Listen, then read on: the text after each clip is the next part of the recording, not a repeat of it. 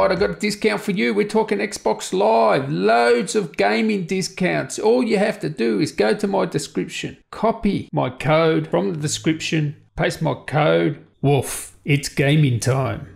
Right, tell you there, champs. Now let's talk about who owns CES. And yeah, well, you can tell by the title, Dell Alienware. I reckon they sort of won CES in terms of laptops and stuff like that. I'll give you 3 reasons why, but to be perfectly honest, it's pretty light this year at CES. A lot of concept stuff, that 2 sort of screen stuff, the foldable screen and stuff like that. You know, I'm not into concepts that much. Gonna wait for shipping products. It's gonna be very interesting to see with these dual screen sort of devices or one foldable screen devices, which one's gonna win. Is it gonna be the one screen foldable device, or is it gonna be the foldable device with the screen on either side and a hinge? Let me know down there in the comments which one's gonna win. It's gonna be very interesting, but you know, I'm not a beta tester. You're not a beta tester. Let's talk about some real stuff. So why do I think Dell won CES?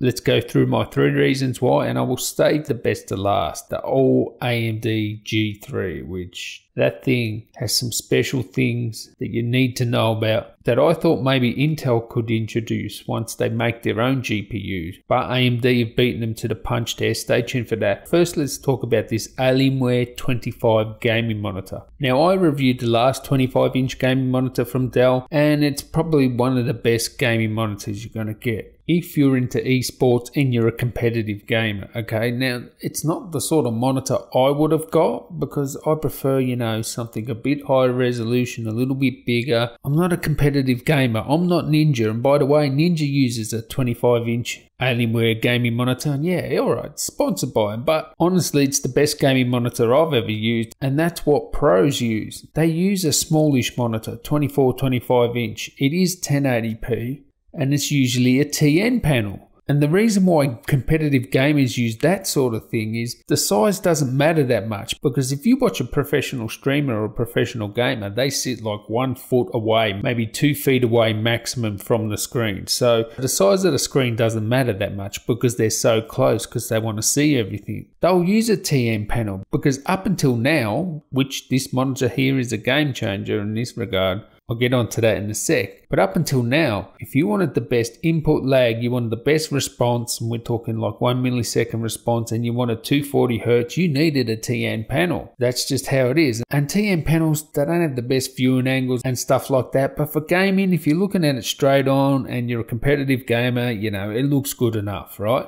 Until this come out. Now we have this thing here, and this changes the game because it virtually has all the specs of the TN panel. You're getting a super fast response time of 1 millisecond that the TN panel had. IPS panels have really struggled to get down to sort of that response time. I think the fastest one I've seen was like 3 milliseconds, but this is the first one I know of that has an IPS panel, 240 Hz refresh rate and 1 millisecond response. And you can get it FreeSync and G-Sync. I don't think you need the G-Sync, just get the FreeSync. It's going to be cheaper and it should work with NVIDIA cards anyway. Now this is no compromises, okay? So if you're a competitive gamer, still not for me because I prefer a bigger display and I prefer 1440p because this is indeed 1080p. If you're a competitive gamer, this is what you want because really, if you want to get those high frame rates, you need 1080p. You'll need pretty much the best graphics card unless you're playing Overwatch or, you know, CSGO or something like that. And you get everything a gamer wants. So now you don't have to put up with a TN panel. You get a beautiful IPS panel, everything for a gamer. And the second thing Dell released, which is a game changer, is the new XPS 13. 16 by 10 displays. It is sexy AF, like the sexiest laptop I've ever seen. If we're talking about the white one here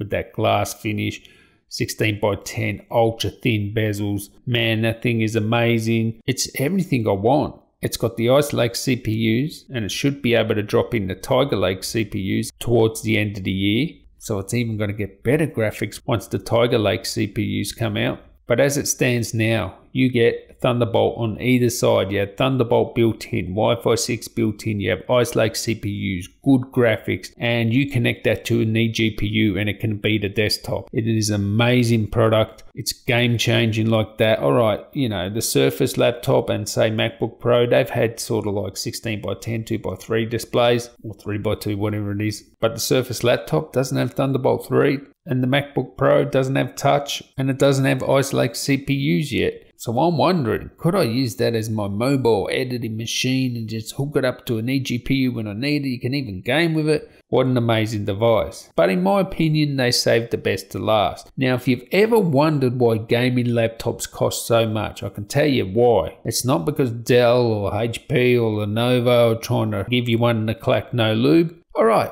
They're going to try and make some profit, but they have to compete against each other. And yes, in the premium and gaming segment, they're making more profit than ever. But that's not why gaming laptops are so expensive.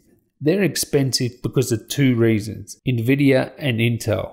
And they've been screwing us for a long time. And I don't blame the vendors that make the PC. That's who I blame. Intel and Nvidia just price gouging because they have no competition. Now you do, okay? And I think Dell are testing this out. Will people be receptive to buying an all AMD product? And by the way, if you don't know, it's an all AMD gaming laptop. It's a special edition, so it is a limited run. But I think they're just putting their toe in the water here and they're thinking, well, if this is successful, maybe we can make more all AMD gaming laptops. Now, the way the system works with rebates and stuff like that, because they use Intel and Nvidia in a lot of products, it makes more sense for these companies to use those products because they're going to get more rebates the more they buy, etc. And don't you worry, Nvidia and Intel will be doing some, how can you say, colorful or borderline nefarious things to try and keep them to stay with their products. Don't quote me on that. I made that up. No, that's fairy tales. They wouldn't do that sort of thing. But anyway,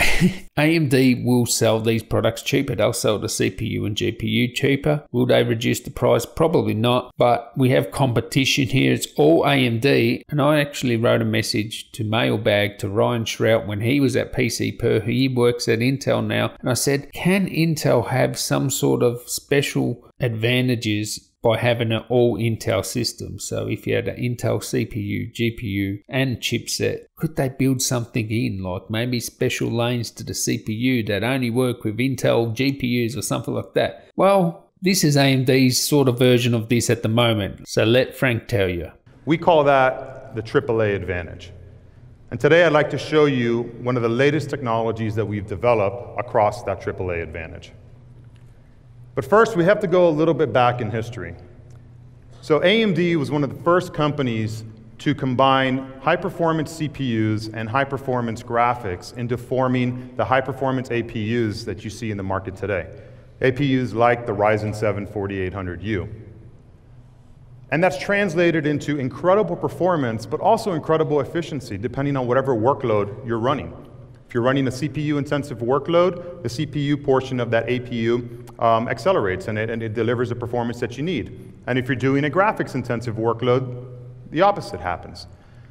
So we've been working and thinking about how do we take those lessons learned from the APU work that we've been doing for over a decade now and apply that to our discrete graphics. And what we've done is we've created kind of like a virtual super APU, if you will, by bringing the discrete graphics into the equation and shifting the power from the CPU to the GPU so that it overclocks that graphics card when necessary, and then vice versa when CPU-intensive workloads require extra CPU performance. It's something that we call Smart Shift. It does it seamlessly to the operating system, and it does it very, very quickly. So quickly, in fact, that we're saving power when we shift those workloads over from the CPU to the GPU versus an architecture that doesn't have Smart Shift integrated into it. So you're probably wondering, how does it perform? So we're still in development, and these are preliminary results, but in the Division 2, in just our early development, we're already getting over 10% performance improvement when you turn on Smart Shift. Now, the key thing to remember about this technology is it's basically free.